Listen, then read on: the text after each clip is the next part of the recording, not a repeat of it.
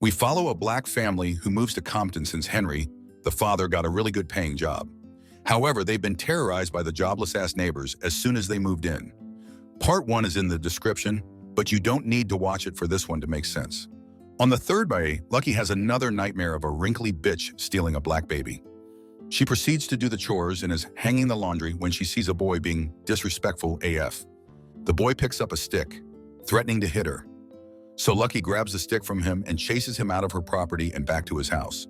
Many people see Lucky chasing the boy until he reaches his mother and clings to her for help. Lucky drops the stick and walks back home. The boy Lucky, his ass didn't get a whooping. Betty gives her the Karen stare. Boo, take a motherfucking picture. She calls Henry's cousin, Hazel, and says she'll come over to visit before she loses it. Henry is shopping for a television as a gift for his wife. As he looks around, he sees someone on TV dancing with black paint on his face. He stares at the screen, feeling like the person is looking straight at him. Ruby gets him to snap out of it. The big back seller makes snide remarks about Henry having 100 cousins. To throw it back in his face, Henry gives the big back man a tip and says he can use it to buy ice cream. Meanwhile, George spends time with Betty, just like they usually do. George is a fine-looking milkman, so let's hope he's not a racist. Betty and George carefully walks the line between flirting with the milkman and reminding herself she's married. But we all know Betty wants her udders milked by George. Lucky immediately feels welcomed when she gets off at the bus stop, and even more so when she arrives at Hazel's house. It's all smiles, hugs, kisses, and catching up. Meanwhile, the neighborhood's housewives gather to talk about the Emorys, with Betty convincing them they should do something about Lucky. She reminds them that she wielded a gun yesterday and chased a boy with a stick that morning. To Betty's disappointment, some of the wives think that Midge probably made the right decision to move to Anaheim. The other women don't look too excited about harassing Lucky, but also they're willing to follow that white devil. We also see that Betty gets triggered whenever someone mentions she doesn't have children. She assures the other wives that Clark has prepared a presentation for the meeting to tackle their problem. They take a break from their conversation when they see their husbands approach Henry, who is currently fixing the antenna on the roof. Marty throws a can at Henry, and Henry tells his daughter to get inside. They confront him about Lucky scaring off a boy earlier that morning. Clark tries to get the others to stop, suggesting they can talk about this during the meeting, but no one pays attention to him. Henry soon loses his patience and threatens to go down and deal with them one by one. The pasty men comment that he has the strength of an ape. The husbands soon realize that Henry is not going to back down, and they are also worried that he's strong enough to handle the three of them. One guy says, and I quote, to keep that mammy away from his kid. So they end the conversation and walk away without getting what they came for. Meanwhile, Hazel has dinner with the family. One of them mentions how a black family had moved to Compton only to be harassed. Afterwards, Hazel does Lucky's hair. Hazel mentions Lucky's son, Chester, not knowing he's gone. Lucky can't tell the family about what happened with the boy, and she soon finds herself disoriented. She quickly leaves the party, waving them goodbye without giving an explanation. Before the meeting starts, Betty keeps looking back, expecting her husband Clark to show up as he promised. But the people soon get tired of waiting, and Marty decides it's up to him to start. Marty says they don't have to use violence to get them out of their neighborhood, but instead they will pressure them until they can no longer take it, slow and steady. Betty is not pleased and asks permission to speak to the crowd. She insists that slow and steady will not work and encourages them to face the problem head on. She reminds everyone that their fathers worked hard to build the land, so they should see their existence not as a gift but as a birthright. It's giving Israel. She mentions a different neighborhood that campaigned so hard the black family decided to leave within 1 week. As she finishes her speech, everyone agrees to rally behind her. There are other passengers on the bus when Lucky gets in. However, she soon sees the man wearing the black hat in the front row, with no one else but the two of them. Not knowing how she's left all alone on the bus, Lucky starts making her way out when the man disappears. But she's dragged from behind by hands on her body. She screams for help, but she's fighting a battle with something she can't see. At the back of the bus, Lucky remains helpless as the man in the black hat watches her. She suddenly opens her eyes with the bus driver calling her attention. Then she hears him say he'll call the police.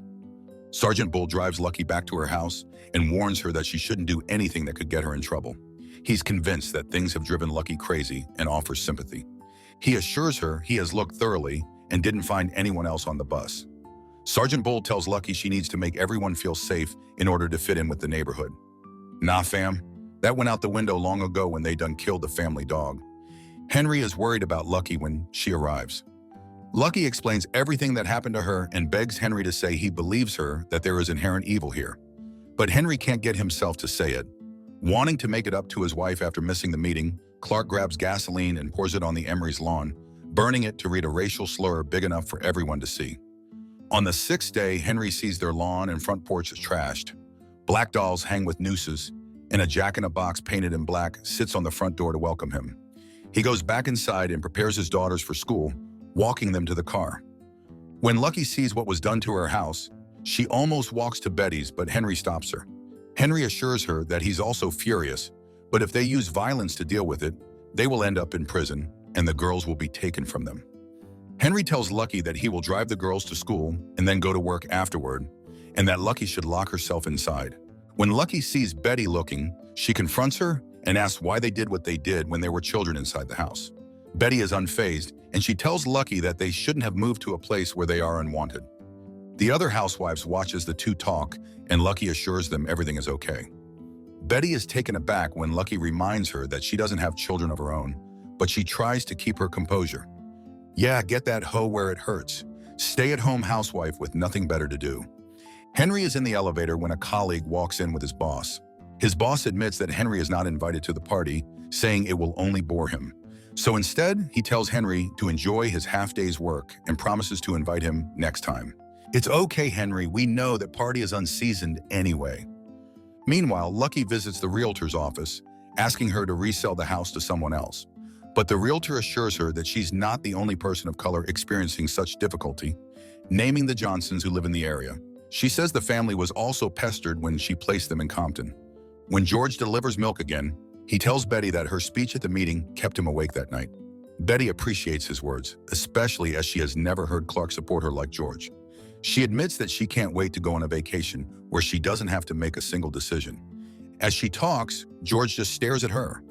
Later, he tells her not to hesitate to ask if there is anything she needs from him. He's a 10, but he's a racist. That's a motherfucking negative 1,000. Ruby has to eat lunch alone at school because no one wants to sit beside her. She only smiles when Doris shows up and asks her to follow her. Hand in hand, they run away from the cafeteria. Doris takes her to spy on two other students who are making out and then run out of the room when they get caught. Doris unbuttons Ruby's shirt and puts lipstick on her while showering her with compliments. When the janitor opens the door, Ruby walks out alone. Is Doris so white she a ghost? Just a figment of Ruby's imagination. Lucky visits Mrs. Johnson and gets comfortable quickly because she's easy to talk to. However, the pleasant conversation turns grim when Mrs. Johnson mentions the man in the black hat. She says that when her neighbors start pressuring them to leave, she can't sleep or even eat. She mentions the dirty tricks they had to endure, such as nails up the driveway. Mrs. Johnson says she has scrubbed the house clean instead of focusing on what is happening outside. She said she was trying to get as clean as white as snow, then laughs maniacally. Then when the house was cleaned, it was time for her to clean her boys. Lucky realizes that Mrs. Johnson may have killed her own boys. When she looks for the Johnson boys, Mr. Johnson appears in a wheelchair, bloody, with two missing legs. Lucky follows Mrs. Johnson to the kitchen, only to find blood all over the room and what appears to be the two brothers cooking in the oven. Horrified, Lucky runs out of the house as fast as she can. Hell to the gnaw, I would have been out of there faster than Kamala Harris announcing her run for presidency. Despite the boss telling him to take half of the day off, Henry decides to attend the party where it is announced that their company has received the Pentagon contract. Henry can't believe it when they say all the engineers will get a percentage of the profit. Then a man with black paint on his face gets on the stage and starts dancing. Henry rubs his eyes as he can't believe what he is seeing. Then the guy suddenly disappears and only the musicians are left on stage. Henry's boss is surprised to find him at the party, so he reveals that he didn't tell his immediate superior that his new engineer is black.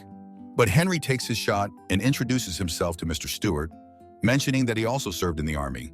Mr. Stewart compliments Henry and is pleased to have him working with them as an engineer. Betty visits her parents asking for a loan so they can move to a new home. It's been years since her last visit, and her mother is not happy that she's back.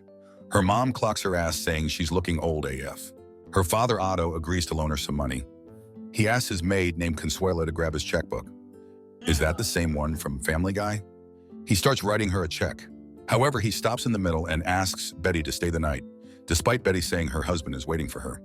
She tries asking her mother to write the check instead, but her mother says she wishes Betty never returned home. Betty goes upstairs to her father's room holding a towel. While Otto removes his clothes in the bathroom, Betty sits on the bed crying. Then she snaps out of it and walks out of the room as fast as she can. Oh, hell to the nah. Now we know why she's evil. Literally the devil's spawn with a father like that. She goes home and lies to Clark about her whereabouts.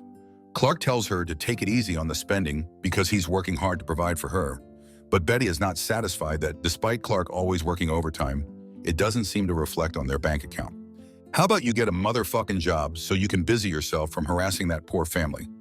Lucky takes Henry and the girls to the Johnsons' house to show them the bloody kitchen, but there are no traces of blood or the two boys ever being there.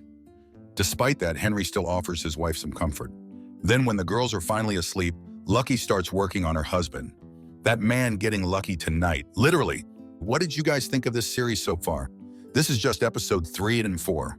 Should we cover more? Subscribe to watch more videos like this. Turn on notifications. And leave a like, it really helps the channel out. Thank you for watching.